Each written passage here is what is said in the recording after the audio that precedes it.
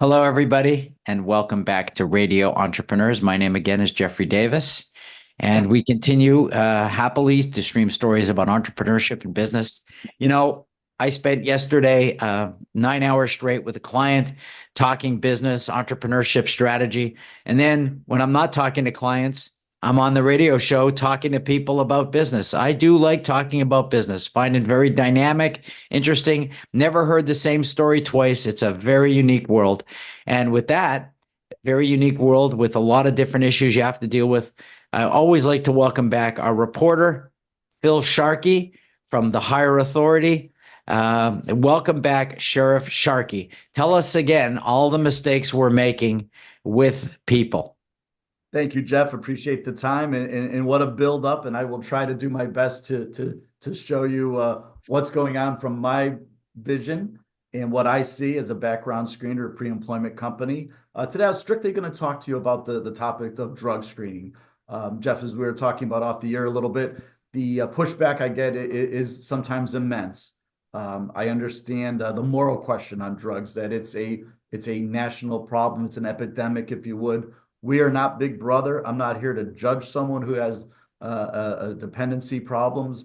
But for my clients, for your entrepreneurs out there, I'm going to show you some stats that shows what the numbers are financially when someone's working for you who has a drug problem and why we drug screen. It used to just be certain industries, Jeff. It would be understandably like a tree cutting service or a DOT road driver. I'm now seeing drug screening expand to the regular workplace.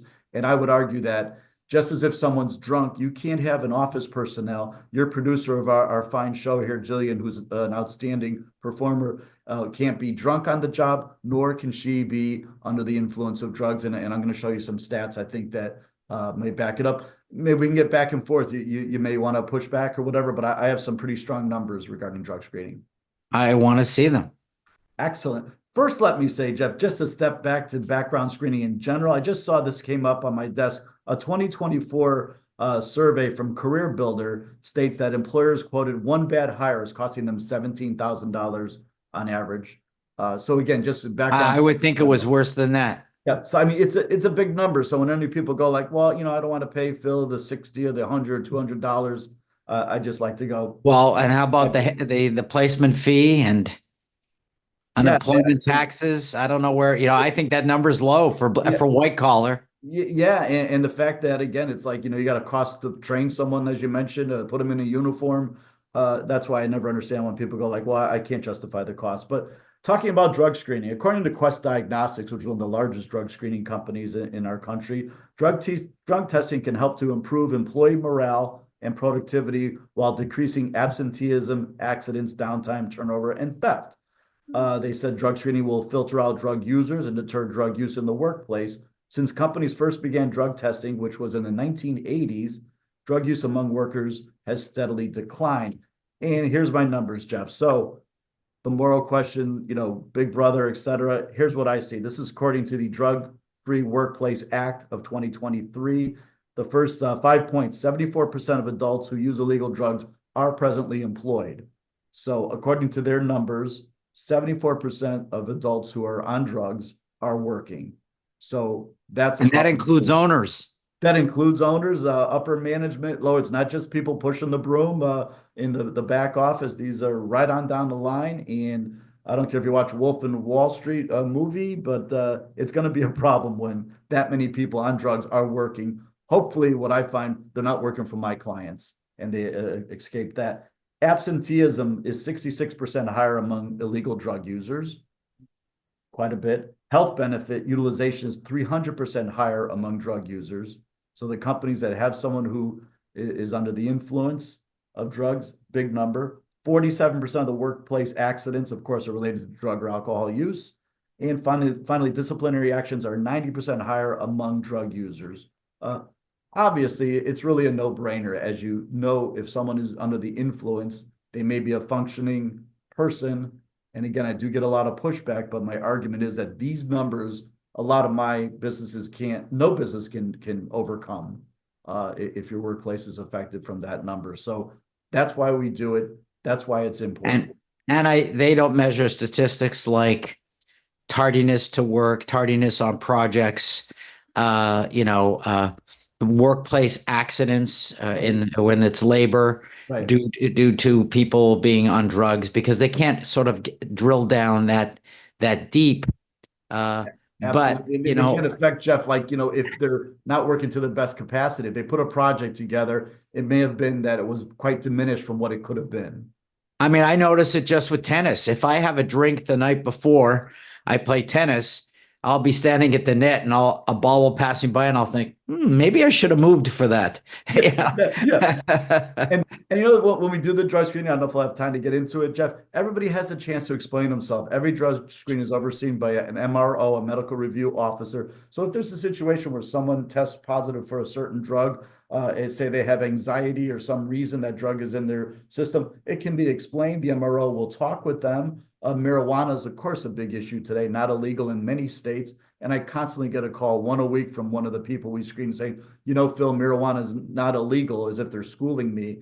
And I'll tell them, well, nor is alcohol. And I understand it's not a legality question, but my company let you know we're going to test for this, tested for it, and you came up positive. So there's a concern about your fit Well, duty and I here. think people in our society have been taught to want things easy. We had a discussion yesterday, a group of us, about a push button world. Everybody wants things at a button. So if you're gaining weight or you have bad eating habits, take a pill, take an injection. If you're having anxiety, don't deal with the therapy that would help you to deal with it over a longer period. Good therapy, and when that's hard to find, it's easier to just medicate and sort of numb yourself out from it. So we're dealing in a world that's looking for easy fixes to more complicated issues. And I think people, you know, look, when I was a kid, it was different. My next door neighbor, I'd go to her house for dinner. She'd slap me on the back of the head as she walked by, and she'd say to me, I'd go, why'd you do that? She'd go, that's for what you're going to do.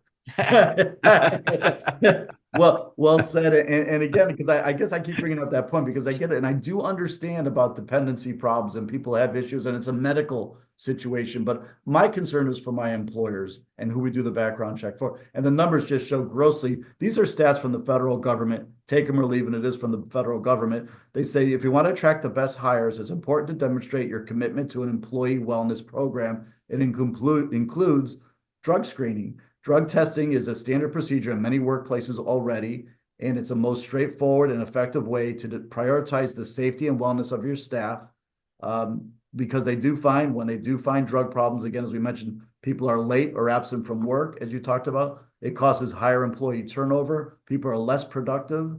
They're involved in workplace accidents. Workers' compensation claims go up tremendously.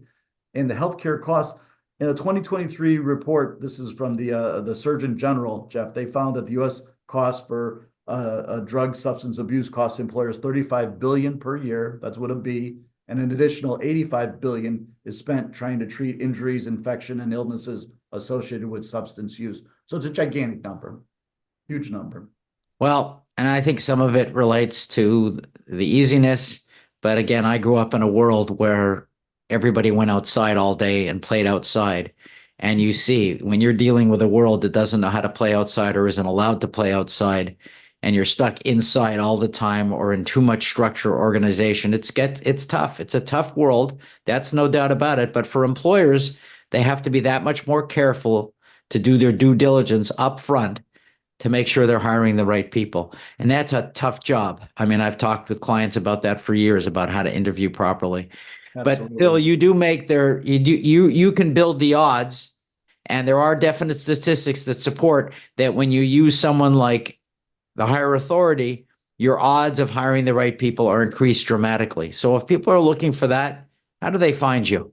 Jeff, it's hireauth.com. That's HIREAUTH through the web. My email is psharkey, my name, at hireauth.com. You can call. We actually have human beings here that answer phones. You don't go into voicemail or wait. It's 508-230-5901. And the whole cost for this drug screen for an employer is a $60 fee. Oh So my, worth it. it's a simple program, and it will protect you from people But that you come. have to do it. It has to be in your personnel manual, from what I know, and you can't discriminate by just pointing out one person. So it has No, to you be cannot. It has to be a matter somebody. of policy. It's for all, or it's for no one. Absolutely. Position-based, policy-based. You can't just say, well, that guy drove in erratically, I'm doing him. Nope, you have to be How could Phil comb his hair that way? We got to drug test him. there's no doubt about it. I would do that immediately for sure. But a simple program, and again, like some experts say, it's really just about providing your best workplace. Drug screen is just another tool, like a hammer, Jeff, where it can be used to hang a picture, it can be used to build a house, or it can be used as a weapon. Drug screening can also be used as a tool to just identify someone with problems before they're walking through the door. Well, thank you, Phil. We appreciate you being on the show. Want to remind everybody, Phil is regularly can be heard on Radio Entrepreneurs.